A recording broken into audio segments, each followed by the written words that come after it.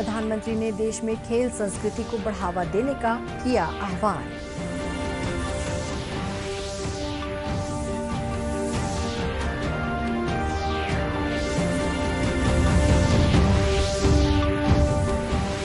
Fit India अभियान की दूसरी वर्षगांठ पर लॉन्च हुआ फिट इंडिया मोबाइल ऐप। खेल मंत्री अनुराग सिंह ठाकुर ने किया शुभारंभ।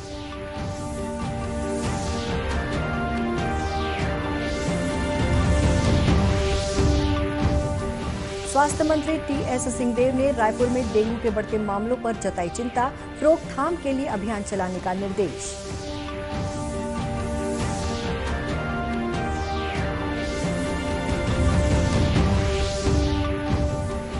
और कोरोना संक्रमण की दूसरी लहर से बुरी तरह प्रभावित छत्तीसगढ़ में 1 साल बाद सबसे बेहतर स्थिति।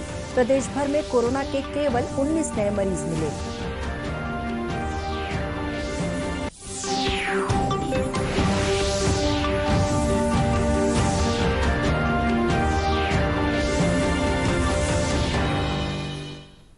नमस्कार, आप देख रहे हैं दूरदर्शन समाचार। मैं हूं शुभ्रा भट्टाचार्य। अब समाचार विस्तार से।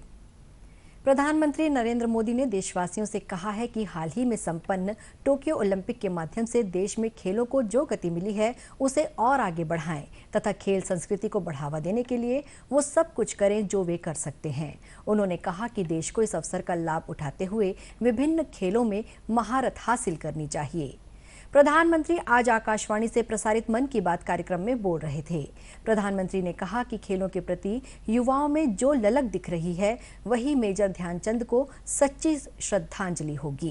बेटियों में खेल के प्रति जो आकर्षण नजर आ रहा है, माता पिता को भी बच्चे अगर खेल में आगे जा रहे हैं तो खुशी हो रही है। ये जो ललक दिख रही है ना, मैं समझता हूं यही मेजर ध्यानचंद जी को बहुत बड़ी श्रद्धांजलि है। साथियों, जब खेलकूद की बात होती है ना तो स्वाभाविक है हमारे सामने पूरी युवा पीढ़ी नजर आती है। और जब युवा पीढ़ी की तरफ गौर से देखते हैं कितना बड़ा बदलाव नजर आ रहा है। युवा का मन बदल चुका है और आज का युवा मन घिसे पीटे पुराने तौर तरीकों से कुछ नया करना चाहता है, हट करके करना चाहता है। आज का युवा मन बने बनाए रास्तों पर चलना नहीं चाहता है, वो नए रास्ते बनाना चाहता है। श्री मोदी ने कहा कि इस बार ओलंपिक ने लोगों की मानसिकता पर गहरा प्रभाव डाला है और खेलों की दुनिया में भारत की जो उपलब्धियां रही हैं वो विश्व की तुलना में शायद कम हो, लेकिन भारतीयों के विश्वास को मजबूत करने के लिए पर्याप्त हैं। प्रधानमंत्री ने अगले कुछ दिनों में मनाई जाने वाली विश्वकर्मा जयंती पर भी बात की। उन्होंने कहा कि भगवान विश्वकर्मा को विश्व की सृजन शक्ति का प्रतीक माना जाता है। जो भी अपने कौशल से किसी चीज का सृजन करता है, ये सब भगवान विश्वकर्मा का प्रकटीकरण है। सृजन करता है, चाहे वो सिलाई कढ़ाई हो, सॉफ्टवेयर हो या फिर सैटेलाइट, ये सब भगवान विश्वकर्मा का प्रकटीकरण है। दुनिया में भले स्किल की पहचान आज नए तरीके से हो रही है, लेकिन हमारे ऋषियों ने तो हजारों सालों से स्किल और स्केल पर बल दिया है। उन्होंने स्किल को, हुनर को, कौशल को आस्था से जोड़कर हमारे जीवन दर्शन का हिस्सा बना दिया है। हमारे वेदों ने भी कई सूक्त भगवान विश्वकर्मा को समर्पित किए हैं। सृष्टि की जितनी भी बड़ी रचनाएं हैं, जो भी नए और बड़े काम हुए हैं, हमारे शास्त्रों में उनका श्रेय भगवान विश्वकर्मा को ही दिया गया है। प्रधानमंत्री ने कहा कि भगवान विश्वकर्मा की पूजा केवल औपचारिकता के साथ पूरी नहीं करनी है। लोगों को हुनर का सम्मान करना होगा। हुनरमंद बनने के लिए कड़ा परिश्रम करना होगा। युवा कार्य और खेल मंत्री अनुराग सिंह ठाकुर ने फिट इंडिया अभियान की दूसरी वर्षगांठ मनाने और आजादी का अमृत महोत्सव के हिस्से के रूप में आज फिट इंडिया मोबाइल ऐप का शुभारंभ किया। फिट इंडिया ऐप एंड्रॉयड और iOS प्लेटफॉर्म दोनों पर उपलब्ध है और इसे इस तरह से तैयार किया गया है कि ये आम स्मार्टफोन पर भी काम करेगा। नई दिल्ली में इसकी शुरुआत करते हुए श्री ठाकुर ने कहा कि ये मोबाइल एप्लीकेशन फिटनेस पर निगरानी रखने में मदद करेगा और इस एप्लीकेशन के माध्यम से ये दिखाने की कोशिश की गई है कि फिट रहना आसान है। उन्होंने लोगों से इस एप्लीकेशन को डाउनलोड करने का अनुरोध किया। श्री ठाकुर ने लोगों से फिटनेस के लिए हर रोज आधा घंटा देने का आग्रह किया। फिट इंडिया मोबाइल ऐप, इसको डाउनलोड करें, अपना टारगेट उसमें फिक्स करें, अपना वेट, अपना बाकी सब कुछ, और उसके बाद अपने जीवन का आनंद भी उठाएं। फिटनेस का डोज आधा घंटा रोज, ये आपके दिलो दिमाग पर रहना चाहिए और आपके मोबाइल पर फिट इंडिया मोबाइल ऐप जरूर होनी चाहिए। वो ही आपको बार बार याद करवाएगा कि आज आपके दिन में क्या कमी रही। और जब 15-20 दिन तक हम इसको लगातार करेंगे, ये हमारे जीवन का हिस्सा आने वाले कई वर्षों तक रहेगा और कई वर्ष जिंदगी के और बढ़ाएगा, और वो स्वस्थ जीवन के वो पल भी बढ़ेंगे और जीवन के वो साल भी बढ़ेंगे। मोबाइल ऐप के शुभारंभ समारोह में युवा कार्य और खेल राज्य मंत्री निशित प्रामाणिक भी मौजूद थे। भारतीय हॉकी टीम के कप्तान मनप्रीत सिंह, पहलवान संग्राम सिंह, अयाज मेमन और अन्य इस समारोह में वर्चुअल माध्यम से शामिल हुए।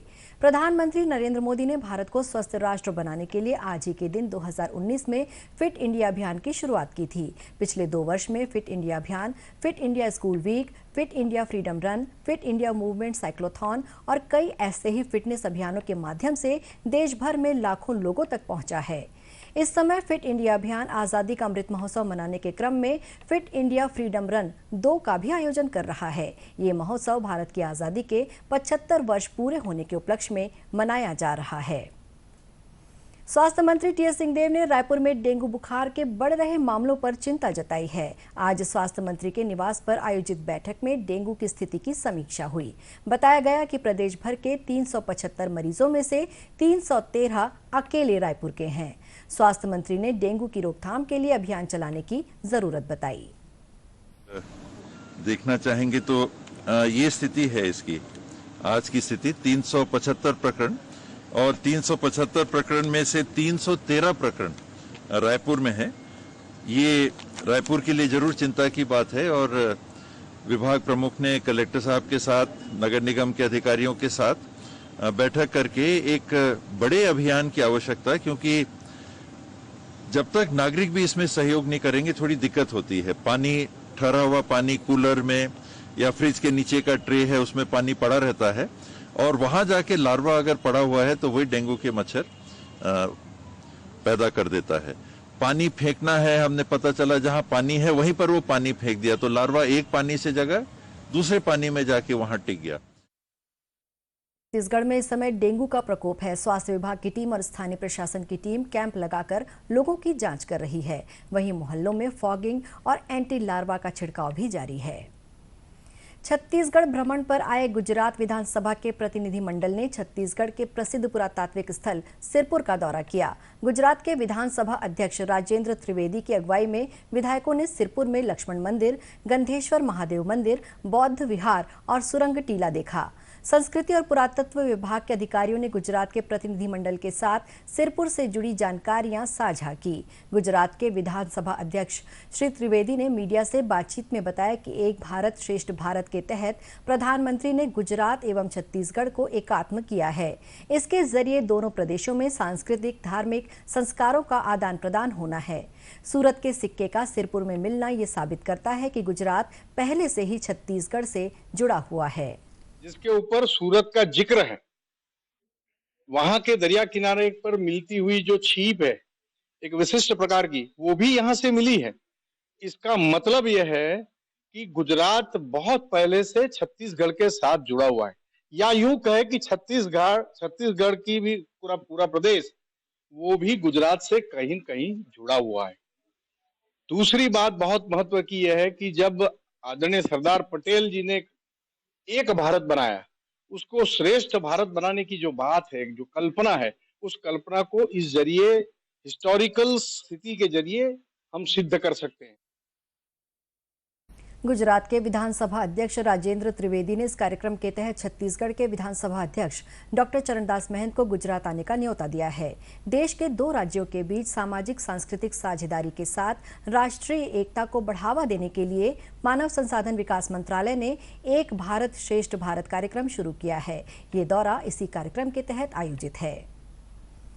कोरोना संक्रमण की दूसरी लहर से बुरी तरह प्रभावित छत्तीसगढ़ ने एक साल बाद सबसे बेहतर स्थिति देखी है। शनिवार को प्रदेश भर में कोरोना के केवल 19 नए मरीज मिले। 16 जिलों में संक्रमण दर 0 रही। बड़ी बात यह कि कवर्धा और गौरेला पेंड्रा मरवाही जिलों में सक्रिय मरीजों की संख्या भी 0 हो गई है। जुलाई 2020 के बाद ऐसा पहली बार हो रहा है जब एक दिन में कोरोना संक्रमण के इतने कम मामले सामने आए हों। संक्रमण दर घटकर 0.09% रह गई है। स्वास्थ्य विभाग के मुताबिक शनिवार को दिन भर में प्रदेश के 21,878 नमूनों की जांच हुई। इस दौरान केवल 19 लोगों में संक्रमण की पुष्टि हुई है। प्रदेश के 16 जिलों में संक्रमण का एक भी नया मामला सामने नहीं आया है। वहीं कबीरधाम और गौरेला पेंड्रा मरवाही जिलों में अब कोरोना का कोई बीमार नहीं है। ऐसा पहली बार हो रहा है जब लगातार 3 दिनों तक मौत का आंकड़ा स्थिर रहा हो। स्वास्थ्य विभाग के अफसर इसे बड़ी राहत मान रहे हैं। प्रदेश भर में अब तक 13,555 लोगों की जान कोरोना संक्रमण की वजह से जा चुकी है। इसमें सबसे अधिक मौत मार्च 2021 के बाद ही हुई है। इधर स्वास्थ्य मंत्रालय ने बताया है कि देश में कोविड संक्रमण से स्वस्थ होने की दर 97.53% हो गई है। देश में पिछले 24 घंटों में 45,000 से अधिक नए मामले दर्ज हुए हैं। बालोद जिले के भाटा गांव में वर्षों से बंद पड़ी लिफ्ट इरिगेशन यूनिट मरम्मत के बाद फिर से शुरू कर दी गई है। पिछले दिनों इस यूनिट से पानी नहरों में छोड़ा गया। इस संयंत्र के शुरू हो जाने से बालोद जिले के गुंडरदेही और दुर्ग जिले के पाटन विकासखंड के 6 गांव को सिंचाई की सुविधा मिल पाएगी। जल संसाधन विभाग के एसडीओ MR वर्मा ने बताया कि ये परियोजना 1990 में बनाई गई थी, लेकिन कई कारणों से इसका लाभ नहीं मिल पा रहा था। और इसके बन जाने से 1538 हेक्टेयर में 6 गांव के किसानों को फायदा होगा और जिससे लगभग 4-5 हज़ार किसानों को फायदा मिलेगा। इसी प्रकार से हमारा कोही उद्वहन सिंचाई योजना बन रहा है, जिसमें हम 150 HP के 5 पंप लगा रहे हैं और उस सिंचाई योजना के माध्यम से हम 2500 हेक्टेयर में सिंचाई दे पाएंगे, जिससे लगभग 8 से 10 गाँव को सिंचाई सुविधा प्राप्त होगी। भाटा गांव के सरपंच शशिकला साहू और स्थानीय किसानों ने बताया कि इस क्षेत्र में हर समय अकाल का खतरा हमेशा बना रहता था। लिफ्ट इरिगेशन यूनिट के शुरू हो जाने से अब हमें मौसम का मुंह नहीं देखना पड़ेगा।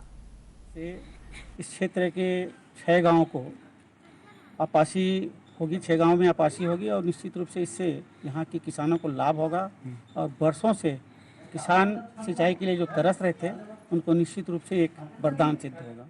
हम लोगों को बहुत खुशी है कि हम लोगों को कम से कम अकाल की मुख देखने की आवश्यकता नहीं पड़ेगी। पहले हमारे क्षेत्र को पूरा अकाल की चपेट में आना पड़ता था। अब इस उद्वहन सिंचाई योजना के बन गया है, उससे हम लोगों किसानों को अब अकाल के ग्रास में नहीं आना पड़ेगा। अधिकारियों ने बताया कि इस संयंत्र के चालू हो जाने से लगभग 1538 हेक्टेयर खेतों को सिंचाई हेतु पानी मिल सकेगा। इसे तांदुला नहर से जोड़ा गया है और कैनाल के माध्यम से किसानों को पानी की आपूर्ति की जाएगी। बिलासपुर के अटल बिहारी वाजपेयी विश्वविद्यालय सभागार में आज समेकित लोक संपर्क कार्यक्रम का आयोजन हुआ। सूचना एवं प्रसारण मंत्रालय के क्षेत्रीय लोक संपर्क कार्यालय ने 26 शैक्षणिक संस्थानों की सहभागिता से ये कार्यक्रम आयोजित किया। कार्यक्रम की शुरुआत फिट इंडिया फ्रीडम रन से हुई। बाद के आयोजन में भाषण, निबंध, रंगोली, पेंटिंग, प्रश्न मंच व मैं भी स्वतंत्रता सेनानी फैंसी ड्रेस प्रतियोगिता हुई। इनमें प्रतिभागियों ने बढ़ चढ़कर हिस्सा लिया। आजादी का अमृत महोत्सव विषयक कुल 6 प्रतियोगिताओं में 147 प्रतिभागियों ने हिस्सा लिया। इस अवसर पर छत्तीसगढ़ के स्वतंत्रता सेनानियों के चित्रों की प्रदर्शनी लगाई गई। कार्यक्रम के मुख्य अतिथि सांसद अरुण साव ने कहा कि भारत सरकार आजादी का अमृत महोत्सव देश के स्वतंत्रता नायकों को याद करने के लिए मना रही है और इस अवसर को अक्षुण्य बनाने के लिए देश के यशस्वी प्रधानमंत्री माननीय नरेंद्र मोदी जी की अध्यक्षता में कमेटी ने जो तय किया है कि 75 सप्ताह तक विभिन्न कार्यक्रमों के माध्यम से आजादी का अमृत महोत्सव मनाया जाएगा, उसी तारतम्य में आज सूचना और प्रसारण मंत्रालय के क्षेत्रीय कार्यालय बिलासपुर के द्वारा ये जो शानदार आयोजन हुआ है, निश्चित रूप से जिन उद्देश्यों से आजादी का अमृत महोत्सव मनाया जा रहा है उस उद्देश्यों को प्राप्त करेगा। नौजवानों को प्रेरणा मिलेगी और एक नए उत्साह और उमंग के साथ देश को आगे बढ़ाने में मदद मिलेगी। इधर कांकेर के माकड़ी खुना गांव में निर्मित आजादी का अमृत महोत्सव आयोजित किया गया। इनमें विभिन्न सांस्कृतिक आयोजन हुए और वक्ताओं ने स्वतंत्रता संग्राम के दौरान शहीद होने वाले सेनानियों की जानकारी दी।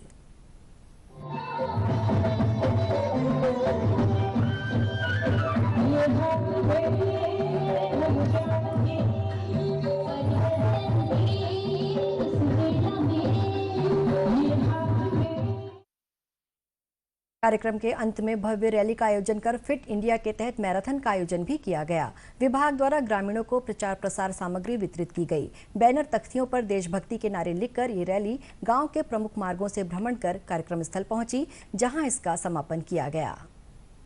इसी के साथ ये समाचार बुलेटिन समाप्त हुआ। नमस्कार।